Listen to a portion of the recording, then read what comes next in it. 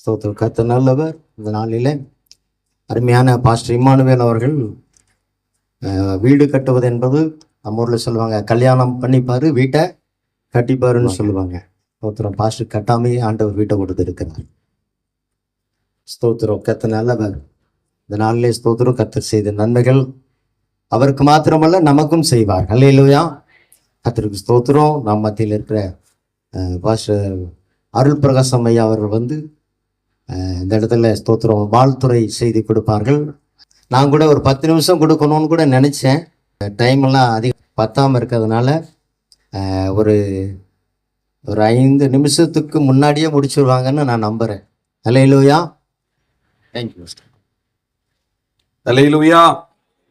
ஒரு பெரிய மிராக்கிள் அப்படின்னு என்னது, அற்புதம் அப்படிங்கிறதுக்காக சொல்ல வேண்டியது என்னென்னா, பாஸ்டர் சொல்லிட்டார் 5 நிமிஷம் முடிங்கிற வாய்ப்பே இல்லை.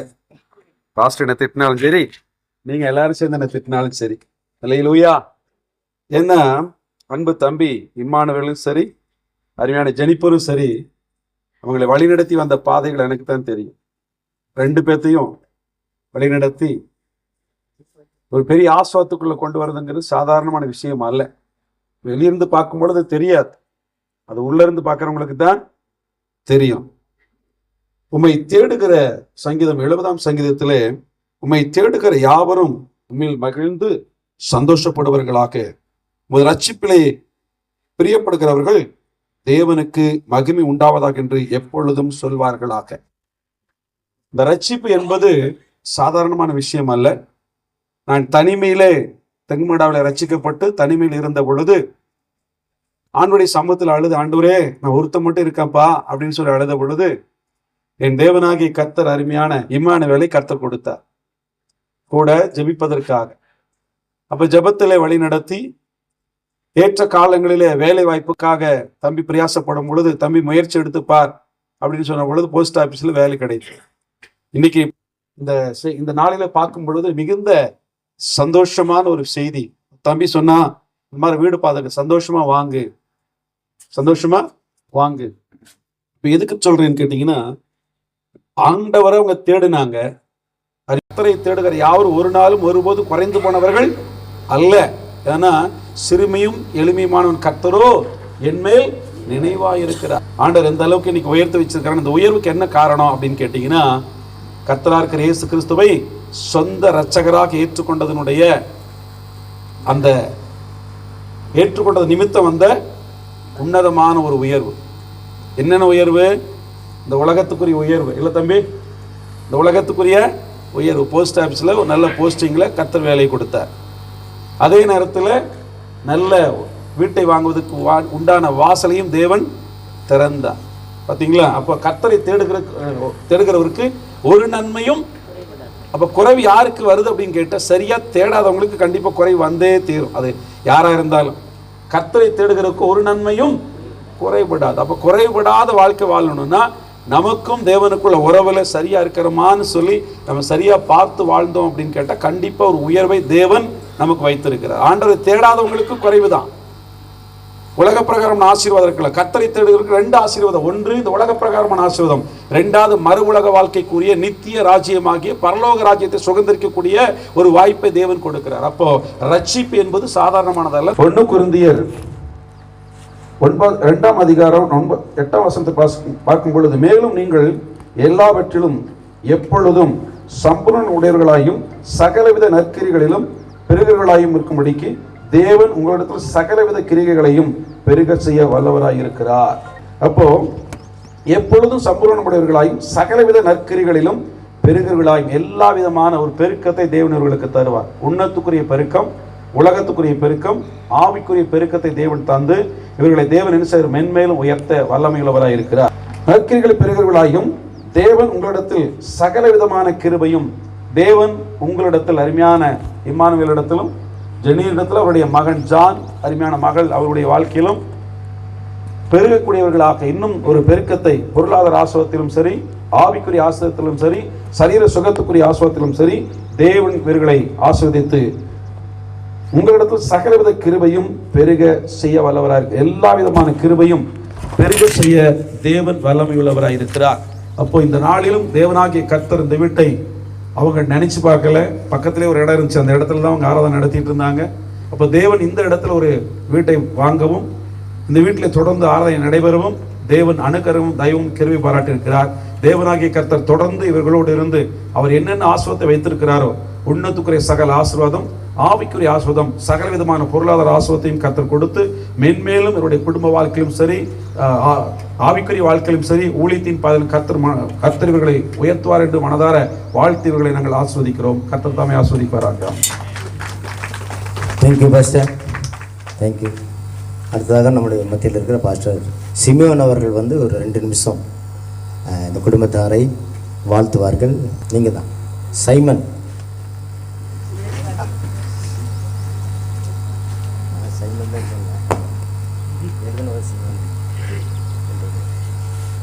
இதனால் வந்திருக்கிறவங்க எல்லாருக்கும் ஆண்டவர் உச்சரிமா இயேசுவின் நாமத்தினாலே என்னுடைய வாழ்த்துக்களை தெரிவித்துக் கொள்வேன். இது ஒரு ஊழியக்காரனுடைய வீடு. எனவே ஆதியாகமம் 28ஆம் அதிகாரத்தில் யாக்கோப்பு மிகவும் களைத்து போன போது அவன் தூங்கினான். நம்ம எல்லாருக்கும் தெரியும். இரவில் தூங்கின போது அந்த இடத்துல அவனுக்கு பெரிய தரிசனத்தை கண்டான். அந்த அதிகாரத்தில் இந்த வீடும் பெத்தேலாக இருக்கட்டும் என நான் வாழ்த்துக்கிறேன். இதில் தெய்வ தரிசனம் உள்ள பார்க்கிற ஒரு வீடாய் காணப்படட்டும். தேவனுடைய தூதர்கள் உலாவுகிற ஒரு இடமாய் காணப்படட்டும். கர்த்தருடைய உடன்படிக்கை அவரோடு செய்கிற ஒரு இடமாய் இது காணப்படட்டும். இங்கே தேவனுடைய ஏணி வைக்கப்பட்ட ஒரு இடமாய் காணப்படட்டும். தேவனுடைய தூதர்கள் ஏறி இறங்குகிற ஒரு இடமாய் இது காணப்படட்டும். தேவன் வானத்திலிருந்து இதை பார்க்கிற ஒரு இடமாய் இது காணப்படட்டும். கர்த்தருடைய சோர்ந்து போயிருந்த யாக்கோபுக்கு அந்த இடம் ஒரு புது உற்சாகத்தை கொடுத்தது போல இங்கே வருகிறவர்கள் ஒரு புதிய உற்சாகத்தோடு செல்லத்தக்கதாய் கர்த்தருடைய விடுதலை இங்கே உண்டாயிருக்கட்டும். தேவனுடைய வாக்குத்தத்தம் இங்கே நிறைவேறுகிறதாய் காணப்படட்டும். சோர்ந்து போவதற்கு ஆண்டு பலன் கொடுக்கிற இடமாய் இது இருக்கட்டும் என்று சொல்லி நான் வாழ்த்துகிறேன். கர்த்தர் ஆசீர்வதிப்பாராக. ஆமென். Thank you pastor, thank you. போவோம்.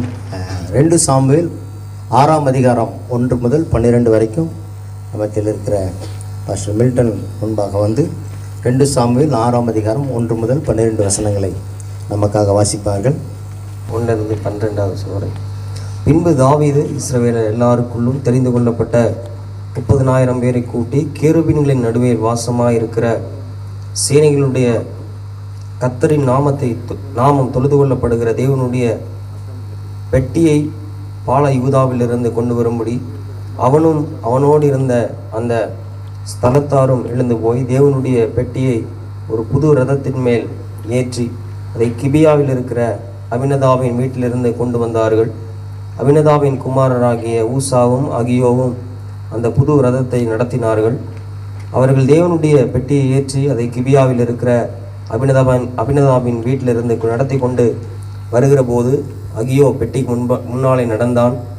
தாவீதும் இஸ்ரவேல் சந்ததியார் அனைவரும் தேவதாரு மரத்தால் பண்ணப்பட்ட சகலவித வாத்தியங்களோடும் சுரமண்டல தம்புரு மேல வீணை கைத்தாளம் ஆகிய இவைகளோடும் கர்த்தருக்கு முன்பாக ஆடி பாடி கொண்டு போனார்கள். அவர்கள் நாகோனின் களம் இருக்கிற இடத்துக்கு வந்தபோது மாடுகள் மிரண்டு பெட்டி அசைத்தபடியினால் ஊசா தேவனுடைய பெட்டியிடமாய் தன் கையை நீட்டி அதை பிடித்தான். அப்பொழுது கர்த்தருக்கு ஊசாவின் மேல் கோபம் உண்டது.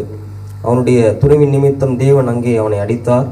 அவன் அங்கே தேவனுடைய பெட்டி அண்டையில் செத்தான். அப்பொழுது கர்த்தர் ஊசாவை அடித்தது நிமித்தம் தாவீது விசனப்பட்டு அந்த ஸ்தலத்துக்கு இந்நாள் மட்டும் வழங்கி வருகிற பேரேஸ் ஊசா என்னும் பெயரிட்டார்.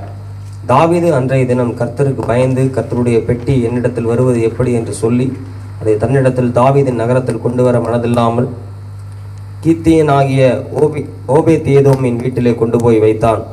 கர்த்தருடைய பெட்டி கீத்தியனாகிய ஓபேத் ஏதோமின் வீட்டிலே 3 மாதம் இருக்கையில் கர்த்தர் ஓபேத் ஏதோமையும் அவன் வீட்டார் அனைவரையும் ஆசீர்வதித்தார். தேவனுடைய பெட்டி நிமித்தம் கர்த்தர் ஓபேத் ஏதோமின் வீட்டையும் அவனுக்கு உண்டான எல்லாவற்றையும் ஆசீர்வதித்தார் என்று தாவீது ராஜாவுக்கு அறிவிக்கப்பட்டது. அப்பொழுது தாவீது தேவனுடைய பெட்டி ஓபேத் ஏதோமின் வீட்டிலிருந்து தாவீதின் நகரத்துக்கு மகிழ்ச்சியுடனே கொண்டு வந்தான். ஆமென். Thank you pastor. அல்லேலூயா.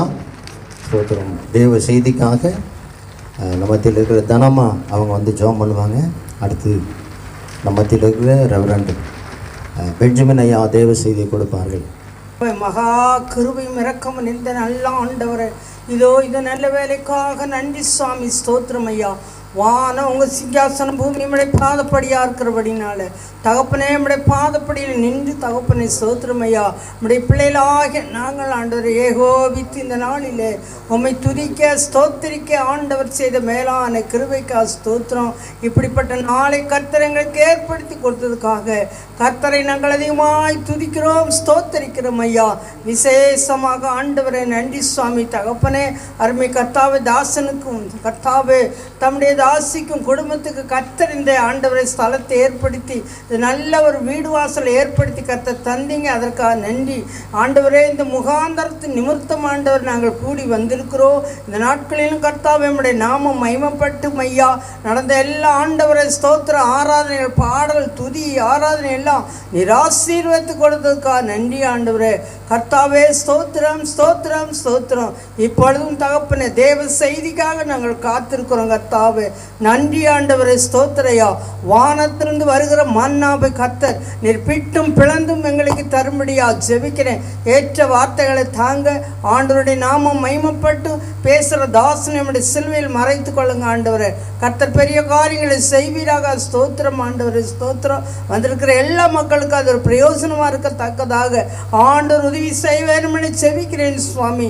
கர்த்தருடைய நாமம் மட்டும் மகிமைப்பட்டும். நீங்கள் பொறுப்படுங்க, நடத்துங்க, கிருபியாக இருங்க, இரக்கமாக இருங்க ஐயா.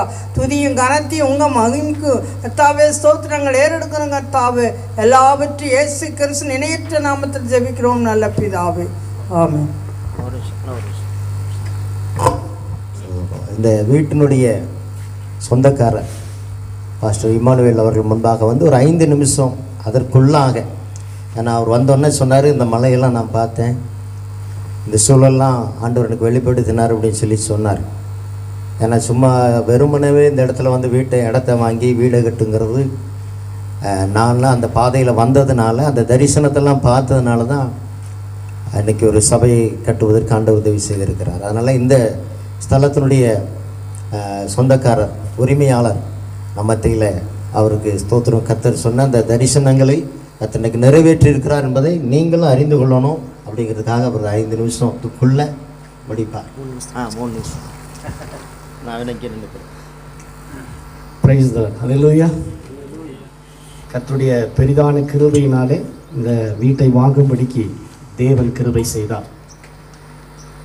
முதலாவது இந்த வீட்டு பிரதிஷ்டைக்கு வந்திருக்கிற அருமையான போதக பிதாக்களுக்கும் தேவனுடைய பிள்ளைகளுக்கும் என் இனஜன பந்துக்களுக்கும் அன்பின் வாழ்த்துக்களை கூறி உங்களை நான் இயேசு கிறிஸ்துவின் நாமத்தில் வரவேற்கிறேன். அல்லேலூயா. நிச்சயமாக கர்த்தர் உங்களை ஆசீர்வதிப்பார். 2021 நான் ஜெபத்தில் இருக்கும் பொழுது டக்குன்னு ஒரு 3 செகண்ட் தரிசனம் தான். இப்படி ஒரு இடம் இருக்கிறதால எனக்கு தெரியாது, இடம் இருக்கிறது தெரியாது. நாங்கள் இங்கே மரக்குடோனில் தேவனுடைய ஆராதனை நடத்திட்டு அந்த வேலையில் ஒரு 3 நிமிஷம், ஒரு 3 செகண்டு அவ்வளோதான் தரிசனம். என்ன பார்த்தேன்னா, இந்த மலையை பார்த்தேன், இதே மாதிரி ஒரு பில்டிங் பார்த்தேன், இங்கே ஆராதிக்கிற மாதிரி பார்த்தேன். ஆனால் 21 இப்படி ஒரு வீடே கிடையாதுங்க. இப்படி ஒரு வீடே கிடையாது. ஒரே ஒரு வீடு மட்டும்தான் அங்கே ஆயிருக்குதான். நாங்கள் விசாரித்ததில் சொன்னாங்க. நாங்கள் இங்கே கீழ்ப்பகுதியில் தான் ஆராதிச்சுட்டு இருந்தோம். ஒரு வசனத்தை ஆண்டவர் கொடுத்தார், வடக்கை நோக்கி கொடு அப்படின்னு சொல்லி ப்ரேயர் பண்ண சொன்னார். இந்த ஆபிரகாமை குறித்து நாங்கள் தியானிச்சுட்டு இருக்கிறதுனால அந்த ஒரு வசனத்தை எடுத்து நாங்கள் தொடர்ந்து ப்ரேயரில் வச்சோம், கன்ஃபஸ் பண்ணோம். 21 பார்த்ததை கர்த்தர் இந்த 24 லாஸ்ட்டில் பேசி முடிப்பதற்கும் 25 வாங்குவதற்கும் கர்த்தர் கிருபை செய்தார். அல்லேலூயா. இதில் பெரிய சாட்சி என்னென்னா, நான் இந்த இடத்துல முதல் இந்த புரோக்கர் வந்து கூட்டி காமிக்கும்போது டக்குன்னு அந்த தரிசனம் ஞாபகத்துக்கு வரல. திடீர்னு திரும்பும்போது இங்கே ஒரு வசனம் எழுதி போட்டிருந்தது, அந்த வீட்டில் ஒரு வசனம் எழுதி போட்டிருந்தது. போகும்போது பாருங்கள், நீ பயப்படாதே, நான் உன்னோடு கூட இருக்கிறேன்.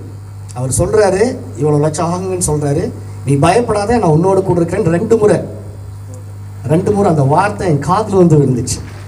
தைரியமாக ஓகே சொல்லிட்டோம். ஆனால் பாக்கெட்டில் 5 பைசா இல்லை. டோக்கன் போடுறதுக்கு 10,000 ரூபா பணம் வேணும். ஓகே சொல்லிட்டு சாயந்தரம் போயிட்டு ஆண்டவரே நீங்கள் சொல்லிட்டீங்க, ஓகே சொல்லிட்டேன், அவ்வளோதான். சாயந்தரம் 7 மணிக்கு கரெக்டாக 10,000 என் அக்கௌண்ட்டில் வந்து விடுது. இல்லையா? அதை எடுத்து அப்படியே டோக்கன் அட்வான்ஸ் போட்டோம். ஏன்னா 4 பேர் பக்கமாக இதுக்கு வாங்கிறதுக்கு ரொம்ப பிரயாசப்பட்டிருந்தாங்க. டோக்கன் அட்வான்ஸ் போட்டோடனே அடுத்த நாளே வந்து 40 லட்சத்துக்கு கேட்டிருக்காங்க இந்த இடத்துல. இல்லை டோக்கன் போட்டாங்க, அவங்க வாங்கிக்குவாங்கன்னு சொல்லிட்டார். இதில் என்னென்னா ஒரு ஆர்சி ஃபாதருடைய வீடு. ஆர்சி ஃபாதருடைய வீடு. அவர் இறந்ததுக்கப்புறம் அவங்க அப்பா அம்மா இங்கே இருந்தாங்க, அவங்க நம்மளுக்கு கொடுக்கறதுக்கு அவங்க முடிவு பண்ணிட்டாங்க. அதுக்கப்புறம் பார்த்திங்கன்னா ஒவ்வொரு பணத்தையும் ஆண்டவரே தான் சந்தித்தார்.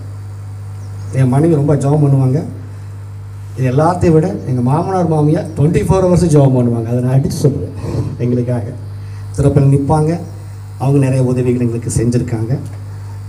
தேவனுடைய பிள்ளைகள் பார்க்குற இடத்துலலாம் நான் சொல்லுவேன், நிறையா பேர் ஜெபம் பண்ணியிருக்காங்க. இதில் தங்கான் பிரதரை நான் அடிக்கடி அண்ணா கிட்ட சொல்லுவேன், ஜெபம் பண்ணிக்கிங்கண்ணா அப்படின்னு. அவர் தொடர்ந்து எனக்காக ஜெபம் பண்ணதை சொல்லுவார், உற்சாகப்படுத்துவார். அப்புறம் நண்பர்களுக்கெல்லாம் நான் சொல்லியிருக்கேன், அவங்களும் ஜெபம் பண்ணியிருக்காங்க. கர்த்தர் அவர்களை ஆசீர்வதிப்பாராக. எனக்கு நேரம் இல்லை, நிறையா சொல்லலாம். ஐயாவுக்கு இந்த நேரத்தை நான் கொடுக்குறேன். அவர் நம்மளை ப்ளஸ் பண்ணட்டும். அல்லேலூயா. அவர் வரவேற்போம் கைதட்டி.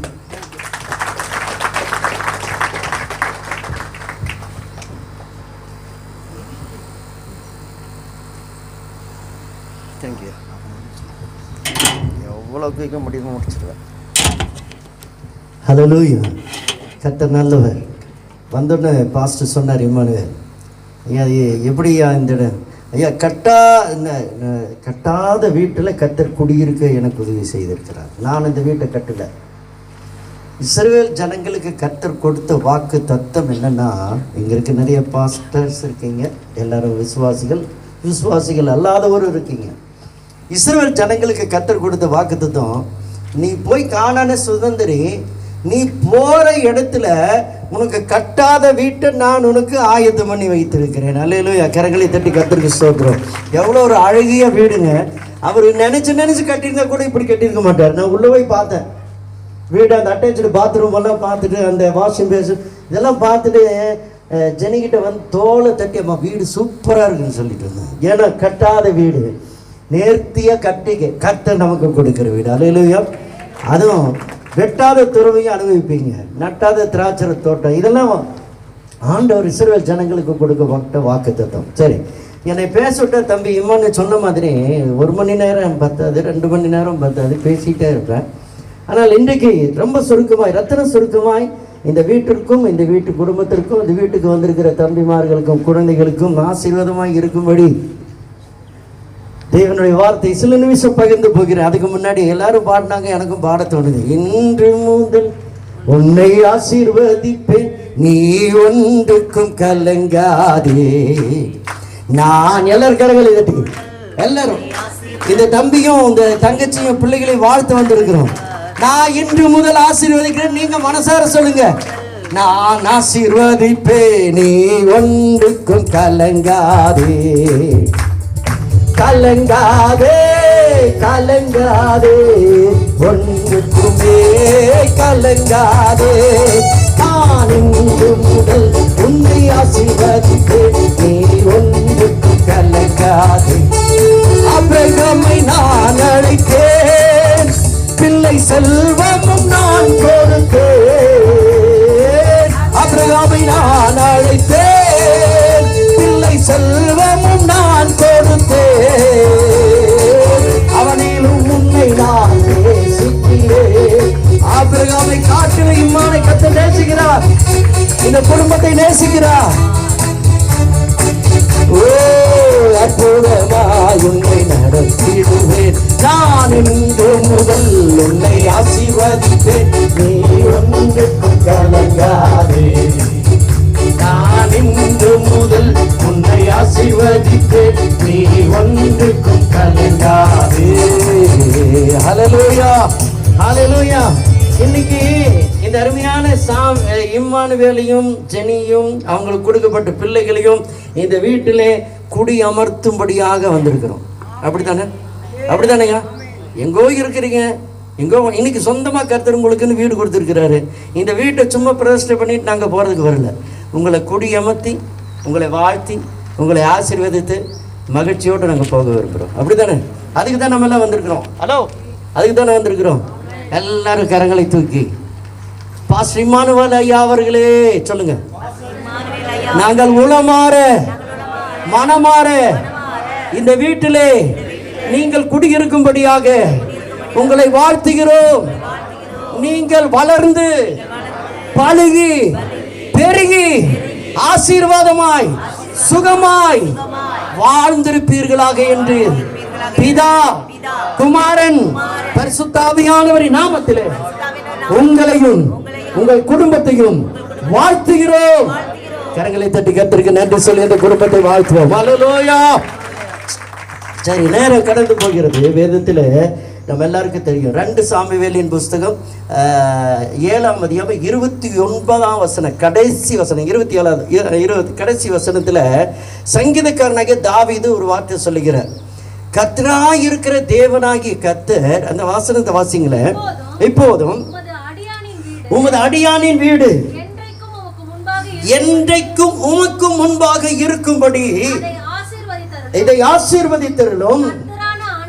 கர்த்தரான ஆண்டவராகிய தேவரீர் அதை சொன்னீர். உம்முடைய ஆசீர்வாதத்தினாலே உமது அடியானின் வீடு என்றைக்கும் ஆசீர்வதிக்கப்பட்டிருப்பதாக. அல்லேலூயா. இந்த வார்த்தை எல்லாருக்கும் தெரிந்த வார்த்தை. எந்த வீட்டில் போனாலும் இந்த வார்த்தையை சொல்லி பிரசங்கிப்பாங்க. ஆனால் அந்த வார்த்தை சொல்லல, அந்த ஆசீர்வாதம் என்ற வார்த்தையை மட்டும் நான் எடுத்துக்கொள்கிறேன். பிரியமானவர்களே, இந்த தாவீதை குறித்து நமக்கு எல்லாம் தெரியும். அவர் பெரிய ஒரு ராஜா. ஆலயம் கட்டுனா பாருங்க, அந்த ஆலயத்தை போல இந்த பூமியில எந்த ஆலயம் இல்லை. 1000 டன் வெள்ளி, 1000 கணக்கில் பொண்ணு, டன்னா குவிச்சு தேவனுடைய ஆலயத்தை கட்டினா. அவ்வளோ பெரிய மனுஷன் கத்திருக்கின்ற ஒரு வீடு கட்டினார். அப்போ அந்த வீடு எப்படி இருந்திருக்கும்? அந்த வேத வசனத்தை பார்த்தீங்கன்னா தாவீது ராஜா. அந்த வசனத்தில் நீங்கள் முன்னாடி பார்த்தீங்கன்னா ராஜா. அந்த ராஜா அந்த வீட்டை கட்டிட்டு, அந்த வீட்டில் அந்த ராஜா கட்டினார்னா அந்த வீடு எப்படி இருக்கும்? மாளிகை எப்படி இருக்கும்? அரண்மனை எப்படி இருக்கும்? ஒன்றும் இல்லை, ஒரே கர்த்தர் எங்களுக்கு கொடுத்த ஒரு சின்ன கிருபை. ஒரு பெரிய பெரிய 7 ஸ்டார் 5 ஸ்டார் ஹோட்டலில் நாங்கள் போய் தங்கக்கூடிய சூழ்நிலைகளை கர்த்தர் உருவாக்குகிறார். சில நேரங்களில் சென்னையில் ஒரு பெரிய ஹோட்டல், தமிழ்நாட்டில் இருக்கிற ஹோட்டலில் ஒரு பெரிய ஹோட்டல்னு சொல்லுவாங்க, 7 ஸ்டார் ஹோட்டல். அதில் போய் தங்கணும். ஒரு நைட்டு ஒருத்தர் தங்கி வர்றதுக்கு மட்டும் 20,000 ரூபா. அந்த ரூமுக்குள்ளே போனால் எனக்கு தலையும் புரியல காலும் புரியல, எங்கே லைட் இருக்குதுன்னு தெரியல. அவன் தான் சார் லைட்டு சுவிட்சே கிடையாது சாருங்கிறான். எப்படின்னா சுவிட்ச் போடுறது? கதவு பக்கத்தில் போனால் நான் திறக்கவே வேண்டியதில் தொடவும் வேண்டியதில் போன இன்னும் அப்படி கரவது எல்லாம் சென்சார். ஒரு சின்ன டேப் மட்டும் கையில் கொடுத்துறான். ஒரு சின்ன டேப் மட்டும் கையில் கொடுத்துறேன். படுக்கையில் படுத்துட்டு எல்லாத்தையும் ஆப்ரேட் பண்ணிடலாம். அதில் பாத்துலேருந்து எல்லாமே. ஸோ நான் என்ன சொல்ல வரேன்னா, ஒரு மனுஷன் தங்கிறதுக்கு, சாதாரண என்னை போல இருக்கிற மனுஷர்கள் தங்குவதற்கு அவ்வளோ பெரிய வசதி வாய்ப்புகள் உள்ள ஒரு ரூம் இருக்குதுன்னா, ஒரு ராஜா தங்குவதற்கு எவ்வளோ வசதி வாய்ப்புகளோடு, எவ்வளோ ஃபர்னிச்சர்ஸ் இருக்கலாம், எவ்வளோ பொருட்கள் இருக்கலாம். ஒரு ராஜா எல்லாத்தையும் போட்டு இன்றைக்கி நிறைய வீடுகளுக்கு போன சில நாட்களுக்கு முன்பதாக ஒரு வீடு பிரதிஷ்டைக்கு இப்படி தான் போயிருந்தேன். நாங்கள் பிரதிஷ்டை முடித்து நாங்கள் பேசிகிட்டு இருக்கவே ஒரு பீரோ வந்து இறங்குது, ஒரு கண்ணாடி வந்து இறங்குது, அப்புறம் ஒரு சோஃபா வந்து இறங்குது. ஏன்னா அந்த வீட்டுக்கு இதெல்லாம் போட்டு அலங்காரமாக இருக்குமா, ஆசீர்வாதமாக இருக்குமா. இன்றைக்கி நிறைய அப்படி தான் நினைக்கிறோம். ஆனால் இந்த ராஜா அவ்வளோ பெரிய வீட்டை கட்டிட்டு, அரண்மனை கட்டிட்டு, வீடு முழுவதும் என்னென்ன வச்சிருக்கிறாரோ தெரியாது, அங்கே சொல்லப்படலை. ஆனால் அவர் சொல்கிறாரு, ஆண்டவர் இந்த வீடு, அந்த அதிகாரத்தில் வாசிக்கிற அந்த வீடு ஏமாத்திரம், இந்த வீட்டை கட்டுறதுக்கு நானே ஏமாத்திரம். அந்த வசனத்தில் வாசி பாருங்க, அவர் சொல்றாரு, இந்த வீடு ஏமாத்திரம், நான் ஏமாத்திரம். யார் சொல்றது? ராஜா சொல்றது. இந்த வீட்டில் குடியிருக்கிறதுக்கு நான் ஏமாத்திரம், இந்த வீடு ஏமாத்திரம் சொல்லிட்டு அப்புறம் தான் கடைசியில் சொல்றாரு, இந்த வீட்டை நீங்க கொடுத்தீங்க, ஒருவேளை இந்த வீட்டை கட்டுவதற்கு நீங்க உதவி செய்தீங்க. ஆனா அந்த வீட்டை ஒருவேளை அவன் சொல்லியிருக்கலாம், பொருட்கள், தேவையான உபகரணங்கள் எல்லாவற்றையும், ஏசி கீசி என்னென்ன எல்லாத்தையும். ஆனா இதனாலெல்லாம் எனக்கு ஆசீர்வாதம் என் வீட்டுக்குள்ள வராது. இதனாலெல்லாம் இந்த பொருட்கள்னாலேயோ, இந்த கட்டடத்தினாலேயோ, இங்க இருக்கிற உபகரணங்கள்னாலேயோ இந்த வீட்டுக்குள்ள எனக்கு ஆசீர்வாதம் வர முடியாது. உம்முடைய ஆசீர்வாதம் இந்த வீட்டில் எனக்கு தேவை. அல்லேலூயா. தேவனுடைய ஆசீர்வாதம் இந்த வீட்டில் இருந்தால் மட்டுமே இம்மானும் மனைவியும் பிள்ளைகளும் இந்த இடத்துல குடியிருக்க முடியும். இல்லைன்னா குடியிருக்க முடியாதுங்க. எனக்கு தெரியும் ஆபேல் மஜீத்ன்னு சொல்லிட்டு ஒருத்தர் இருந்தார். நிறைய உதாரணம் சொல்ல முடியும், ஆனால் எனக்கு தெரிஞ்ச நான் கண்ணால் பார்த்த உதாரணங்கள். ஆபேல் மஜீத்ன்னு சொல்லிட்டு ஒரு முஸ்லீம் தேவனுடைய ஊழியக்காரர் சென்னை பட்டணத்தில் வாழ்ந்துட்டு இருந்தார். தெரியுமா உங்களுக்கு? கேள்விப்பட்டிருப்பீங்களா நம்ம தெரியல. அவர் முஸ்லீமிலிருந்து ரட்சிக்கப்பட்டார். எப்படி ரட்சிக்கப்பட்டார்னா, அவர் ஸ்டேட் பேங்க்கில் பெரிய மேனேஜர். 5 வருஷம் நான் அவரோடு கூட தங்கியிருந்தேன். வட இந்தியாவில் உத்தரப்பிரதேச மாநிலத்தில் மேனேஜராக இருந்தார். என்னுடைய ரூமில் தான் அவர் தங்கியிருந்தார். அவருக்கு வீடு கிடைக்கல, டிரான்ஸ்ஃபர் அங்கே ஆகிடுச்சு. சென்னையிலேருந்து உத்தரப்பிரதேசம் லக்னோ என்ற இடத்துக்கு டிரான்ஸ்ஃபர் ஆகிடுச்சு. வீடு கிடைக்கல. என்னுடைய வீட்டில் தான் 5 வருஷம் தங்கியிருந்தார். அப்போ சென்னையில் ஒரு வீடு கட்டுறாரு. நல்ல வீடு, ஸ்டேட் பேங்கினுடைய சிம்பிள் எல்லாம் போட்டு பெரிய வீடு கட்டிட்டு, ஒரு முஸ்லீம் அவர் கட்டிட்டாரு. கட்டி முடிச்சுட்டு பயங்கரமாக அந்த வீடெல்லாம் பார்த்தீங்கன்னா சான்ஸே இல்லை. அப்போது நான் சொல்கிறது ஒரு 30 வருஷத்துக்கு முன்னாடி சான்ஸே இல்லை. அவ்வளோ பெரிய வீடு நல்லா கட்டிட்டார். கட்டிட்டு அவங்கள கூப்பிட்டு அவங்க முறை பிரகாரம் அவங்க எல்லாம் பண்ணிவிட்டு அவங்க மனைவி, ஒரு பிள்ளை ஒரு பையன், அந்த அம்மா டீச்சர், இவர் மேனேஜர். அந்த வீட்டில் ராத்திரி தூங்குறாங்க, தூங்க முடியல. மேலறையில் போய் படுத்து பார்க்குறாங்க, தூங்க முடியல. கீழறையில் வந்து படுத்து பார்க்குறாங்க, தூங்க முடியல. சரி, பெட்ரூமில் வேண்டாம், ஹாலில் படுக்கலான்னு படுத்தா தூங்க முடியல. பிசாசினுடைய போராட்டம், தூக்கம் வரல, மனசில் நிம்மதி இல்லை. அவங்க ஒரு நாள் பார்த்தாங்க, 2 நாள் பார்த்தாங்க, தூங்கவே முடியல. அதுக்கப்புறம் ஒரு வாடகை வீட்டை போய் எடுத்துகிட்டு அந்த வாடகை வீட்டில் தங்க. நடந்த சம்பவம் என் கண்ணு முன்னாடி, நான் கேள்விப்பட்டதில்லை, பார்த்தேன். அதுக்கு பிற்பாடு அவங்களுடைய உஸ்தாத்துன்னு சொல்லுவாங்க, அவங்களெல்லாம் கூட்டிகிட்டு வந்து என்னென்னமோ பண்ணுறாங்க, நடக்கலை. அப்போ அவங்க ஸ்கூலில் வேலை செய்கிற அந்த அம்மா பேர் ஐரேனு, முஸ்லீம் ஐரேனு. அந்த அம்மா வேலை செய்கிற இடத்துல இந்துக்கள் எல்லாம் வந்து சொல்லியிருக்கிறாங்க, எங்கள் முறை பிரகாரம் நீங்கள் வீட்டுக்குள்ளே அது பண்ணிங்கன்னா, பூஜை பண்ணிங்கன்னா எல்லாம் நடந்துடும். ஒரு முஸ்லீம் தன்னுடைய மதத்தை தாண்டி போய் ஒரு இந்து பூசாரிகளை கூட்டிகிட்டு வந்து வீட்டுக்குள்ளே வச்சு என்னென்னத்துவோ பூசையெல்லாம் பண்ணி அவங்க செவத்தில் அங்கே இங்கே பூசி இப்படி நாம் என்னென்னவோ பண்ணிட்டு போயிட்டாங்க. இப்போ நீங்கள் நல்லா இருப்பீங்க போங்கன்ட்டு போயிருங்க. அடுத்த நாள் போய் தூங்குறாங்க, தூங்க முடியல.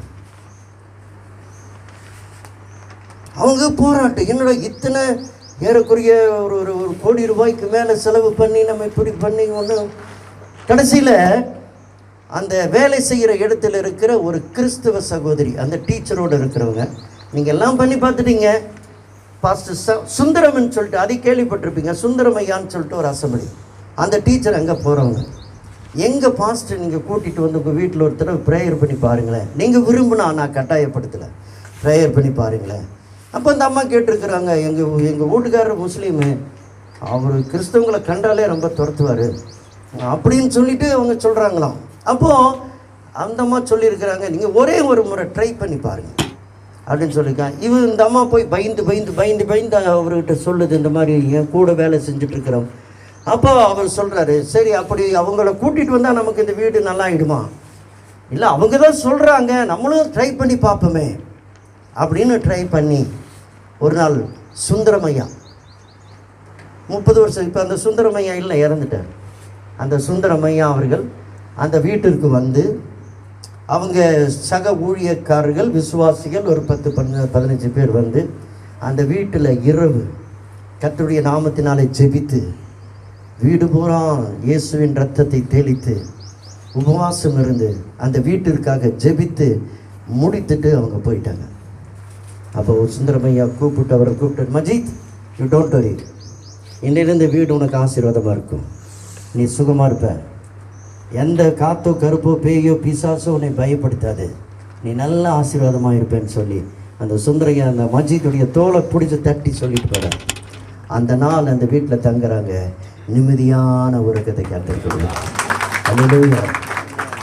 அன்னைக்கு அந்த மஜீத்து ஆபேல் என்ற பெயரை மாற்றி ஆபேல் மஜீத் என்ற பெயரில் கர்த்தருக்காக ஊழியம் செய்து கடந்த 3-4 வருஷங்களுக்கு முன்பதாக மறித்து போனேன். எனக்கு மிகுந்த நண்பர், நான் ஆப்பக்கூடல் திருச்சபையில் ஊழியம் செஞ்சுட்டு இருக்கிற இந்த நாட்களில் அவரை வைத்து 3 நாள் கன்வென்ஷன் நடத்தினேன். ஏன் சொல்கிறேன்னா, நீ பொருளினாலேயோ பணத்தினாலேயோ வீடு நிறைய இருக்கிற ஆடம்பர பொருட்கள்னாலேயோ ஏசினாலேயோ உன்னுடைய வீடு ஆசீர்வாதமாக இருக்க முடியாது. ஆண்டவரான தேவனாகிய கர்த்தர் நீர் இந்த ஆசீர்வதித்தால் ஒழிய இந்த ஆசீர்வாதம் அந்த வீட்டில் தாங்க.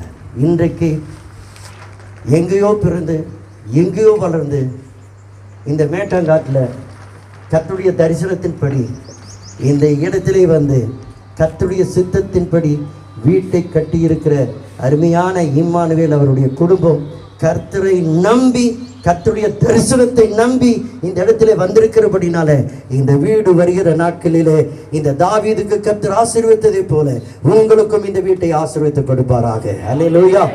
சரி, ஒரே ஒரு உதாரணத்தை அதில் வாசிச்சோம். 2 சாமுவேலில் ஒரு மனுஷனை குறித்து வாசித்தோம். அந்த மனுஷன் 2ஆம் அதிகாரத்தை எடுத்துங்களேன். 6ஆம் வசனத்தில் வாசிக்கல. கர்த்தர் ஓபேத் ஏதோமையும் 11ஆம் வசனம் வாசிங்களேன். கர்த்தருடைய பெட்டி கித்தியனாகிய, நல்லா கவனிங்க, கித்தியனாகிய ஓபேத் ஏதோமின் வீட்டிலே சத்தமா வாசிங்களேன். கர்த்தர்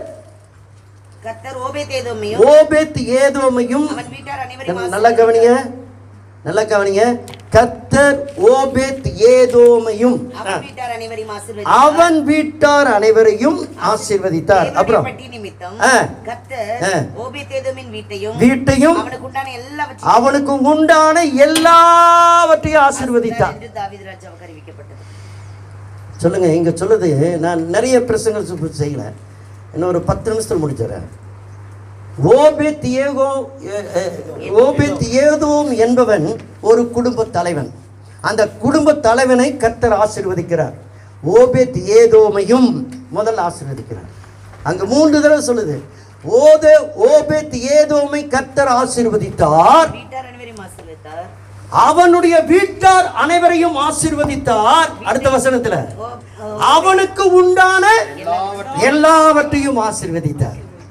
குடும்ப தலைவனை ஆசீர்வதிக்கிறார், அவனுக்கு கொடுத்த வீட்டை ஆசீர்வதிக்கிறார், அந்த வீட்டுக்கு உண்டான எல்லாவற்றையும் ஆசீர்வதிக்கிறார். அல்லேலூயா. இன்றைக்கு எல்லாருக்கும் தான் வேணும், என் வீடு ஆசீர்வாதமாக இருக்கணும், என் குடும்பம் ஆசீர்வதிக்கணும், எனக்கு உண்டான எல்லாவற்றையும் ஆசீர்வாதமாக இருக்கணும், என்னுடைய ஆடு மாடு சொத்து சுகம் எனக்கு எல்லாம் இருக்குது, என்னென்னலாம் இருக்கிற ஆசீர்வாதம் வேணும். இருமையா ஆண்டவர் சொல்லுகிறார், நான் குடும்ப தலைவனாகி ஓபேத் ஏதோமை ஆசீர்வதிக்கிறேன். இன்றைக்கு நான் சொல்லுகிறேன், இந்த ஓபேத் ஏதோமை குடும்ப தலைவனாகி அவனை ஆசீர்வதித்தார், அவன் வீட்டை ஆசீர்வதித்தார், அவன் வீட்டுக்குண்டான எல்லாவற்றையும் ஆசீர்வதித்தார். இன்றைக்கு இம்மானுவேலையும் அவருடைய குடும்பத்தையும் கர்த்தர் ஆசீர்வதிக்க போகிறார். 2வது, அவருக்கு கொடுத்த இந்த வீட்டையும் கர்த்தர் ஆசீர்வதிக்கிறார். 3வது, அவருக்கு கொடுத்த வீட்டு, அவருக்கு கொடுத்த அனைத்தையும், அவனுக்கு உண்டான எல்லாவற்றையும், அப்படின்னா அவருக்கு உண்டான எல்லாவற்றையும் நானுங்க நிறைய சொல்லலாம். அவருக்கு உண்டான கையின் பிரயாசைகள், அவருக்கு உண்டான சம்பாத்தியங்கள், அவருக்கு உண்டான பொருளாதாரங்கள், அவருக்கு உண்டான வீட்டில் என்னென்னலாம் இருக்குதோ, ஆடு மாடு, அதுக்குண்டான தோட்டம் தொழுவு, அதுக்குண்டான வெள்ளாமை விளைச்சல், எல்லாவற்றையும் நான் ஆசீர்வதிக்கிற தேவனாக இருக்கிறேன். அல்லேலூயா, அல்லேலூயா. சரி, இன்றைக்கு அவரையும் ஆசீர்வதிக்கிறார், அவருடைய குடும்பத்தையும் ஆசீர்வதிக்கிறார், அவருடைய வீட்டை ஆசீர்வதிக்கிறார், நமக்கு உண்டான எல்லாவற்றையும் ஆசீர்வதிக்கிறார். இந்த ஆசீர்வாதம் நிறைய பேர் ஜெபிக்கிற, ஆண்டவரே என்னை ஆசீர்வதி, ஆண்டவரே என்னை ஆசீர்வதி, என் குடும்பத்தை ஆசீர்வதி, எங்க வீட்டை ஆசீர்வதி, என் பிள்ளைகளை ஆசீர்வதி, எனக்கு உண்டான எல்லாவற்றையும் ஆசீர்வதியும். எப்போ ஆண்டவர் அந்த வீட்டை ஆசீர்வதித்தாருன்னா, அங்க என்ன இருந்துச்சுங்க?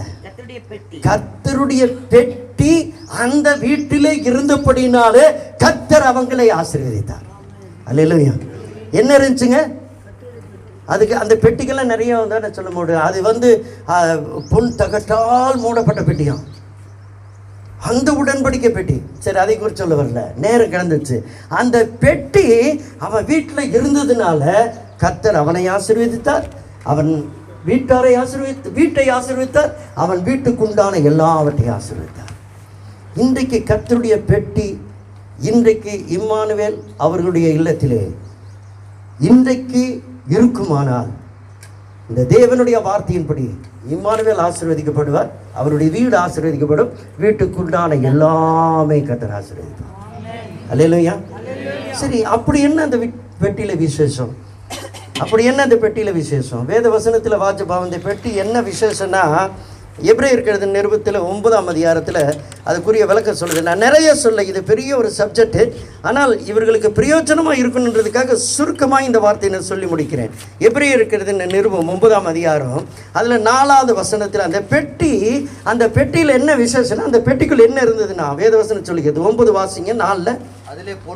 அதிலே பொன்னார் செய்தப்பட்ட தூப கலசமும் முழுவதும் பொற்தகடுனா பொற்தகடு பொதித்திருக்கப்பட்ட உடன்படிக்கை பெட்டியும் இருந்தன.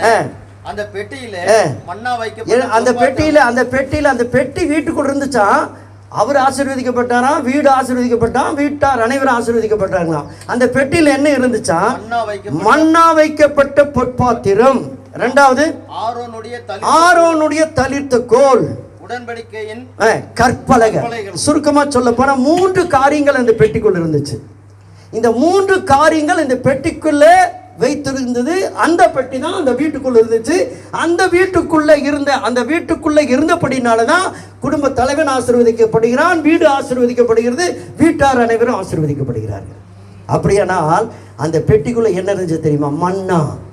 வேதவசனம் சொல்லுது, மன்னா என்பது தேவனுடைய வசனத்தை குறிக்கிறது. அல்லேலூயா. தேவனுடைய வார்த்தை குறிக்கிறது. இஸ்ரவேல் ஜனங்களுக்கு அதுக்கெல்லாம் நேரம் இல்லை. இஸ்ரவேல் ஜனங்கள் வனாந்தரத்திலே வழிநடந்து போகும்போது அவர்களுக்கு பசி எடுத்துருச்சான். ஆண்டவர் மன்னாவை கொடுத்தார். காலையில் எழுந்திரிச்சு பார்ப்பாங்களாம், அந்த மன்னா அப்படியே கால் அளவுக்கு, முழங்கால் அளவுக்கு அப்படியே படர்ந்துருக்குமா. மோசே சொல்லுவாங்க, அதெல்லாம் பொறுக்கிட்டு வந்து வீட்டில் வச்சு அதை நீங்கள் சாப்பிடுங்க.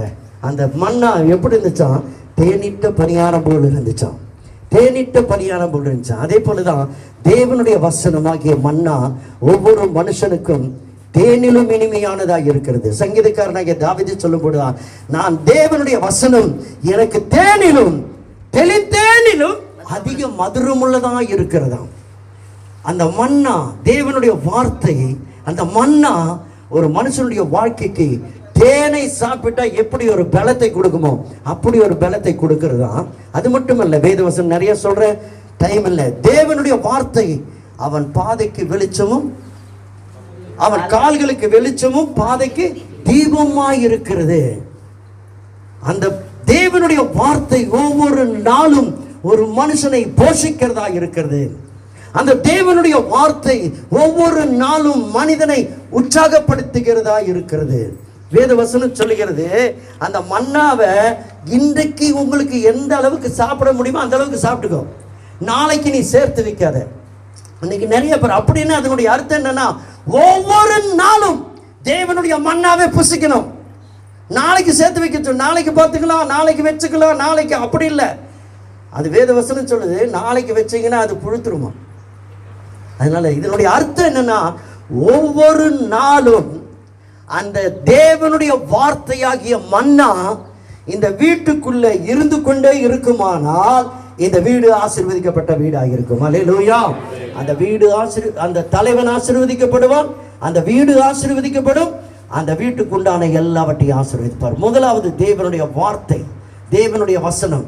தேவனுடைய வசனத்திற்கு இந்த வீட்டிலே இடுங்க. சங்கீதக்காரனாகிய தாவீது ஆசீர்வதிக்கப்பட்டதுக்கு காரணம் என்ன தெரியுமா? அவனுடைய வீட்டிலே தேவனுடைய பிரமாணங்கள், தேவனுடைய வசனம் ஒவ்வொரு நாளும் இருந்துச்சாம்.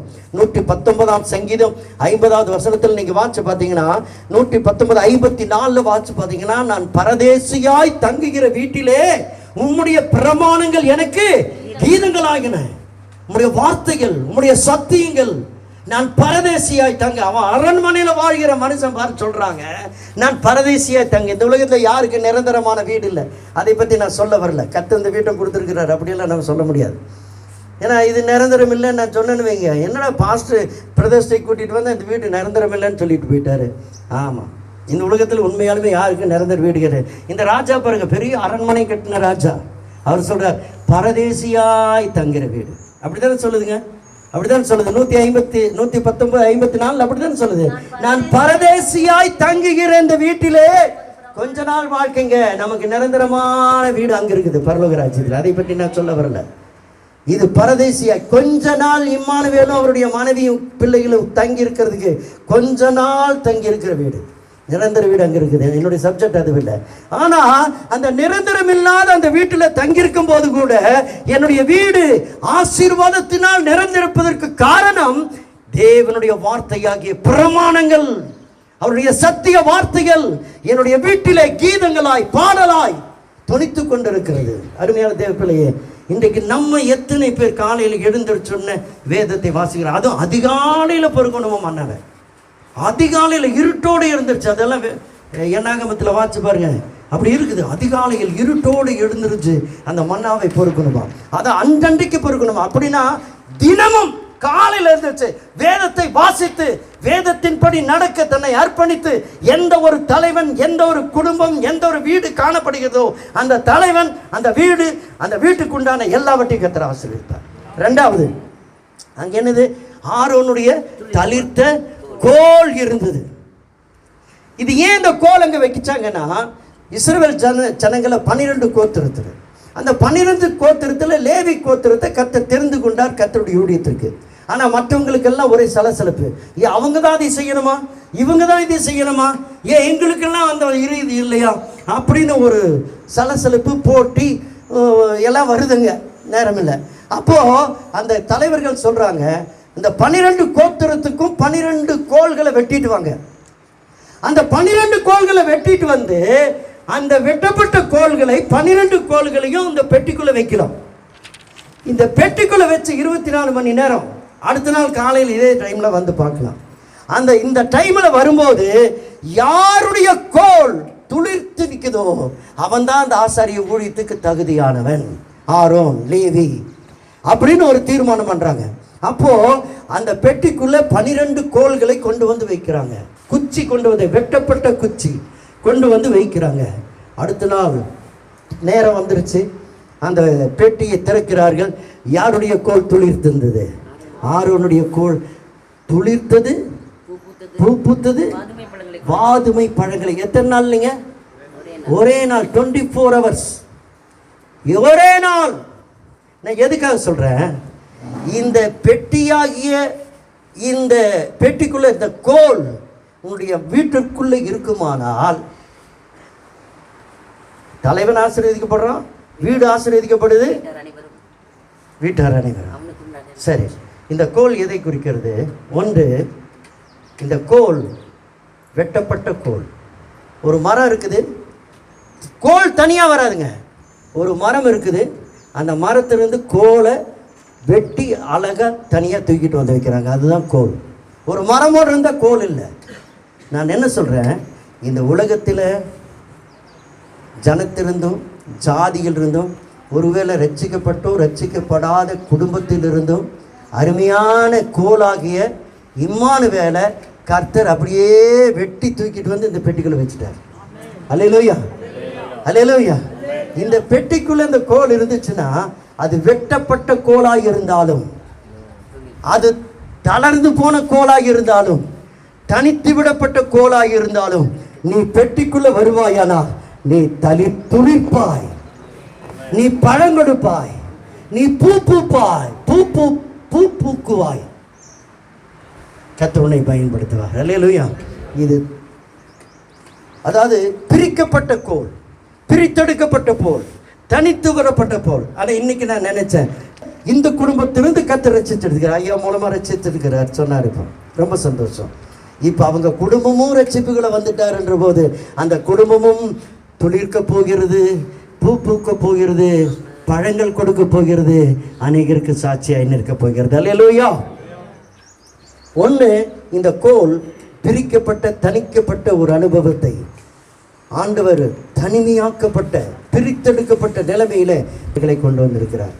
ரெண்டாவது, இந்த கோல் எதை குறிக்கிறது என்றால் அதிகாரத்தை குறிக்கிறது, ஆளுகையை குறிக்கிறது. இன்றைக்கு பெரிய பெரிய மேயர், சென்னை மேயர்கிட்ட போய் பார்த்தீங்கன்னா பொறுப்பெடுக்கும் போது ஒரு செங்கோல் கொடுப்பாங்க. ஏன்னா அந்த மேயருக்கு கீழே தான் எல்லாம். இன்னைக்கு நிறைய இடத்துல அப்படித்தான் நடக்குது. ஒரு பிஷப் ஆர்டினேஷன், நான் பிஷப் ஆர்டினேஷன் வாங்கும்போது ஒரு தொப்பி தலையில் வச்ச ஒரு கோல், ஆளுமை, அதிகாரம்.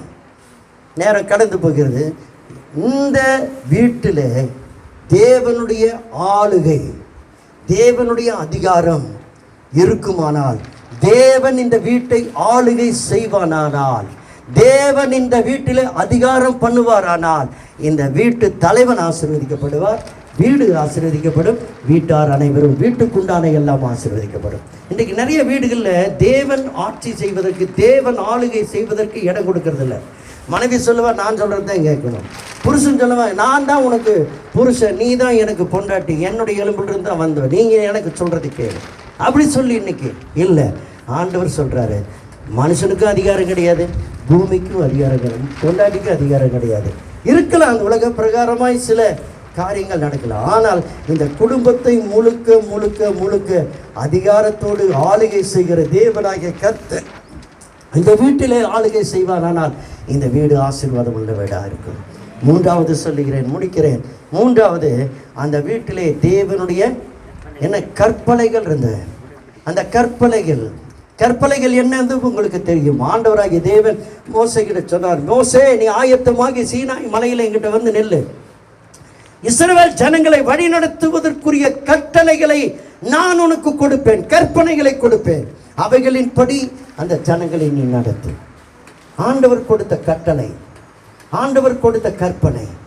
எந்த ஒரு மனுஷன் தேவனுடைய கட்டளைக்கு பயந்து கீழ்ப்படிந்து அவன் நடக்கிறானோ அந்த மனுஷன் ஆசீர்வதிக்கப்படுவான், வீடு ஆசீர்வதிக்கப்படும், வீட்டுக்குண்டான எல்லாவற்றையும் கர்த்தர் ஆசீர்வதிப்பார். நான் நினைக்கிறேன் இந்த மூன்றையுமே, ஏன்னா சத்தியம் தெரியாதவர்களா இருந்த பரவாயில்ல, இந்த மூன்றையுமே அருமையான இம்மானுவேலும் அவர்களுடைய குடும்பமும் கடைபிடித்து நடப்பார்கள் என்று கர்த்தருக்குள் விசுவாசிக்கிறேன். அப்படி கர்த்தருக்குள் அவர்கள் கடைபிடித்து நடப்பார்களானால் குடும்ப தலைவனும் தலைவியும் குடும்பமும் ஆசீர்வதிக்கப்படும், அவனுடைய வீடு அதாவது இப்போ நிறைய பேர் ஐயா சொன்னார், அவர் பாஸ்டர் சொன்னார், இந்த வீடு ஒரு பெத்தையிலாக மாட்டேன், இந்த வீட்டுக்குள்ளே வர்றவங்களெல்லாம் ஆசீர்வதிக்கப்படுவாங்க.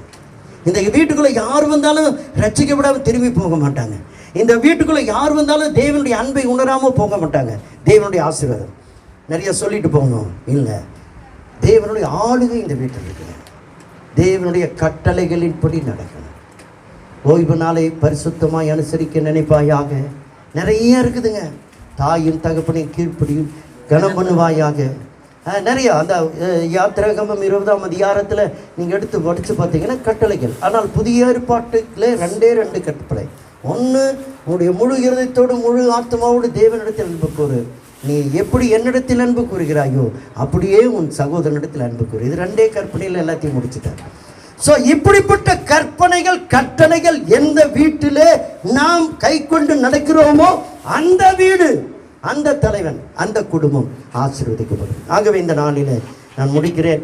இந்த வீட்டு பிரதிஷ்டைக்கு வந்திருக்கிற நீங்களாக இருந்தாலும் சரி, யாராக இருந்தாலும் சரி, என்னுடைய வீடு ஆசீர்வாதமாக இருக்க வேண்டுமானால் இப்படிப்பட்ட வார்த்தைகள் முதலாவது நம்முடைய வாழ்க்கையில் ஓபேத் ஏதோமையும் அவன் வீட்டையும் அவனுடைய வீட்டுக்குண்டான எல்லாவற்றையும் ஆசீர்வதிப்பதற்கு காரணம், முதலாவது தேவனுடைய வார்த்தை தன்னுடைய வீட்டில் இருந்தது, தேவனுடைய வசனம் தன்னுடைய வீட்டில் இருந்தது. ரெண்டாவது தேவனுடைய ஆளுகை, தேவனுடைய அதிகாரம், தேவனுடைய ஆளுகை அந்த வீட்டை ஆட்சி செய்தது.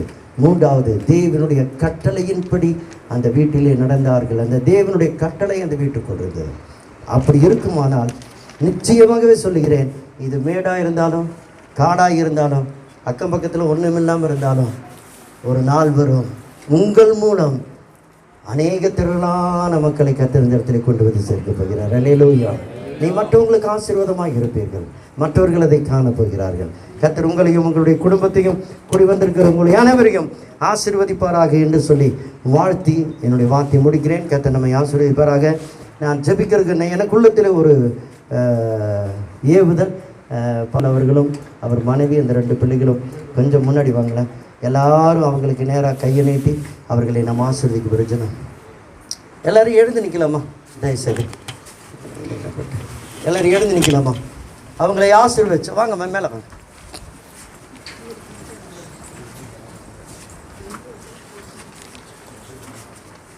எல்லாரும் கண்களை மூடுவோம். இந்த இடத்துல புதிதாக இந்த நாட்களிலே இந்த வீட்டுக்கு குடியேற வந்திருக்கிறார்கள். அவர்களை நாம் மனமாற வாழ்த்தினோம், மனமாற ஆசீர்வதித்தோம். இன்றைக்கு கேட்ட வசனத்தின்படி குடும்ப தலைவனை கர்த்தர் ஆசீர்வதிக்கணும், குடும்பத்தை ஆசீர்வதிக்கணும். இரண்டாவதுகள் குடியிருக்கிற போகிற வீட்டு இந்த வீடு ஆசீர்வதிக்கணும்னா அந்த வீட்டில் தேவ பிரசனம், தேவாவியானவருடைய ஆளுகை, தேவாவியானுடைய மகிமை, தேவாவியானுடைய பிரசன்னம் எல்லாமே அந்த வீட்டில் கொடுக்கும். அப்படின்னா அந்த தேவன் அந்த வீட்டை ஆசீர்வதிப்பார். அடுத்து தேவனுடைய கட்டளைக்கு கீழ்ப்படிந்து நடக்கிற ஒரு அனுபவம், அதன்படி இந்த குடும்பத்தை கர்த்தர் ஆசீர்வதிக்கும்படியாக எல்லாரும் வாய்களை திறந்து ஹல்லேலூயா ஹல்லேலூயா உம்மை நன்றியோடு ஸ்தோத்திரிக்கிறோம் ஆண்டவரே. இந்த குடும்பத்திற்காய் நன்றி சொல்லுகிறோம். அந்த குடும்பத்திற்காய் நன்றி சொல்லுகிறோம். ஹல்லேலூயா. இந்த குடும்பத்தை இந்த வீட்டிலே வைத்து நீர் வாழ வைக்க போகிறீர், உமக்கு நன்றி சொல்லுகிறோம். குடும்பத்தையும் நீர் ஆசீர்வதிக்கிறீர், அவருடைய வீட்டை நீர் ஆசீர்வதிக்கிறீர், அவர் வீட்டுக்குண்டான எல்லாவற்றையும் கர்த்தர் நீர் ஆசீர்வதிக்கிறபடி நமக்கு ஸ்தோத்திரம். ஆண்டவரே, உம்முடைய கீழ்ப்படிதலுக்கு, உம்முடைய ஆளுகைக்கு, உம்முடைய வசனத்திற்கு இந்த குடும்பத்தை நாங்கள் அர்ப்பணிக்கிறோம் ஆண்டவரே, ஒப்புக் கொடுக்கிறோம் ஆண்டவரே. ஹல்லேலூயா ஹல்லேலூயா. உமக்கு நன்றி சொல்லுகிறோம், உமக்கு நன்றி சொல்லுகிறோம். முழங்கால் பாடியிட்டு முழுவதும் தருகிறேன்,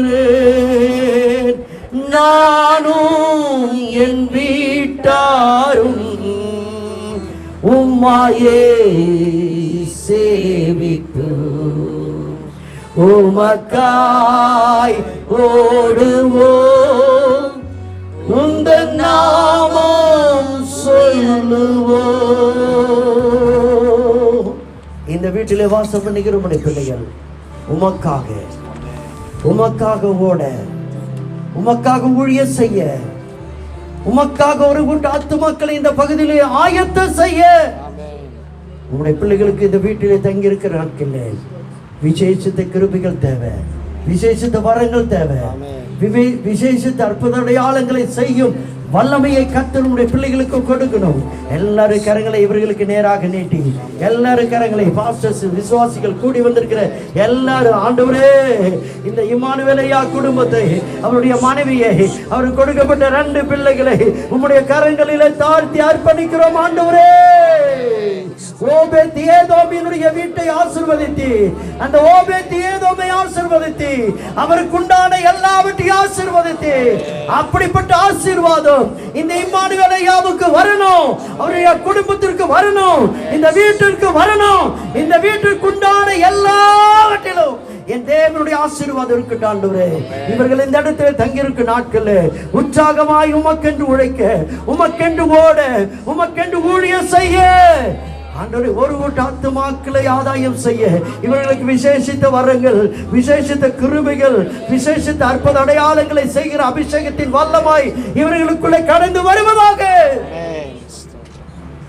வருவதாக ஆண்டவரே. இந்த இடம் மட்டுமல்ல, இது ஒரு பெரிய இடமாக இடித்து தள்ளி கட்டக்கூடிய அளவுக்கு அநேக ஆத்துமாக்களை கொள்ளை பொருளாக இந்த பகுதியில் கொண்டு வந்து சேர்க்க போகிற தயவுக்காக நமக்கு ஸ்தோத்திரம். ஆண்டவரே, நீங்க சொன்னீங்க, நீங்க வளருங்க, பெருகுங்க, பழுகுங்க என்று சொன்னீங்க. அந்த வார்த்தை இவருடைய வாழ்க்கையில நிறைவேறட்டும் ஆண்டவரே. இந்த இடத்திலே ஊழியத்திலே வளரட்டும், ஊழியத்திலே பெருகட்டும், ஆத்துமாக்கள் பழுகட்டும். அப்படிப்பட்ட ஆசீர்வாதங்களை இவருடைய குடும்பத்திற்கும் உங்களுடைய பிள்ளைகளுக்கும் ஊழியத்திலேயும் கொடுத்து இவர்களை ஆசீர்வதிப்பீராக. இந்த அருமையான இந்த குடும்பத்தை மீண்டுமாய் ஒரு முறை கர்த்தருடைய ஊழியக்காரன அடிமை திருச்சபை மக்களாக, உற்றார் உறவினர்களாக ஒன்று சேர்ந்து பிதா, குமாரன், பரிசுத்த ஆவியானவருடைய நாமத்தினாலே வாழ்த்துகிறோம், ஆசீர்வதிக்கிறோம், வாழ்த்துகிறோம், ஆசீர்வதிக்கிறோம். இயேசு கிறிஸ்துவின் நாமத்தில் ஜெபிக்கிறோம் எங்கள் ஜீவனுள்ள நல்ல பிதாவே. ஆமென், ஆமென். Thank you. God bless you. God bless you. நன்றி சொல்லிட்டு கிடைக்கும். ஐயாவுக்கு ரொம்ப நன்றி. எங்களுடைய அழைப்பை ஏற்று இந்த பிரதிஷ்டைக்கு வந்த உங்கள் ஒவ்வொருவரையும் நான் மீண்டுமாய் வாழ்த்துகிறேன். எங்களை ஆசீர்வதிக்க வந்திருக்கிறீங்க, எங்களுடைய அழைப்பை ஏற்றுக்கிறீங்க. உங்களை நாங்கள் கனம் பண்ண விரும்புகிறோம். அல்லேலூயா. உங்களுக்கு ஒரு நல்ல ஒரு விருந்தை நாங்கள் ஆயத்தம் செய்திருக்கிறோம். எல்லாரும் சாப்பிட்டு தான் போகணும். மனதார சாப்பிட்டு எங்களை ஆசீர்வதிச்சு போங்க. கர்த்தர் உங்களை ஆசீர்வதிப்பார்.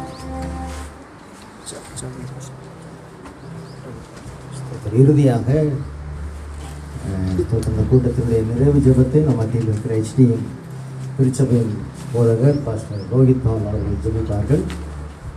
அவர்கள் ஜெபித்து பாஸ்டர் குமார் இமானுவேல் மாரநாத திருச்சபையுடைய போதகர் ஆசீர்வாதத்தை கூறுவார்கள். ஹல்லேலூயா.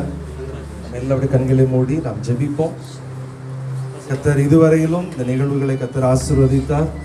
வேதம் சொல்லுகிறது கர்த்தர் பெரிய காரியங்களை செய்திருக்கிறார், இது நிமித்தம் நாம் மகிழ்ந்திருக்கிறோம் என்று சொன்ன வார்த்தையின்படி நல்ல ஒரு சந்தோஷமான வேலையை அருமையான குடும்பத்தோடு நாமும் இணைந்து கொள்ள கர்த்தர் கொடுத்த கிருபைக்காக எல்லாரும் ஆண்டவரை ஸ்தோத்திரம் பண்ணுவோம். ஏசப்பா உமக்கு நாங்கள் நன்றி செலுத்துகிறோம்.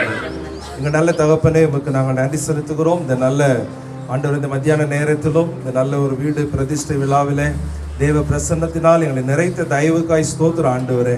அப்பா உமக்கு ஸ்தோத்திரம். எங்களுடைய ஆராதனைகள் ஆண்டவரே, செய்தி வேலைகள் எல்லாவற்றையும் கர்த்தர் நீர் ஆசீர்வதித்தீர், ஜனங்களை கொண்டு வந்தீர் ஆண்டவரே. உடைய நாமம் மட்டும் மகிமைப்படட்டும். தொடர்ந்து அருமையான போதகர் இமானுவேலுடைய குடும்பங்களுடைய ஊழியங்கள் சகலவற்றிலும் கர்த்தருடைய ஆசீர்வாதம் நிலைத்திருக்கட்டும் என்று சொல்லி நாங்கள் ஜெபிக்கிறோம். இப்படி செய்கிறதற்காக நன்றி செலுத்துகிறோம். இயேசுவின் நாமத்தில் ஜெபிக்கிறோம் நல்ல பிதாவே. ஆத்துமாவே கர்த்தரை ஸ்தோத்திரி, என்னோடு உள்ளமே பரிசுத்த நாமத்தை ஸ்தோத்திரி. என் ஆத்துமாவே கர்த்தரை ஸ்தோத்திரி, கர்த்தர் செய்த சகல உபகாரங்களை மறவாதே. கர்த்தராகிய இயேசு கிறிஸ்துவினுடைய கிருபை, பிதாவாகிய தேவனுடைய பரிசுத்த ஆவியானவருடைய அன்யோன்ய ஐக்கியம், சந்தோஷமும் சமாதானம் வழி நடத்தும் இன்றும் என்றும் தேவனுடைய வருகை வரைக்கும் நிலைத்திருந்து இந்த வீட்டை ஆசீர்வதிப்பதாக. அல்லேலூயா, அல்லேலூயா, அல்லேலூயா. கர்த்தர் நல்லவர்.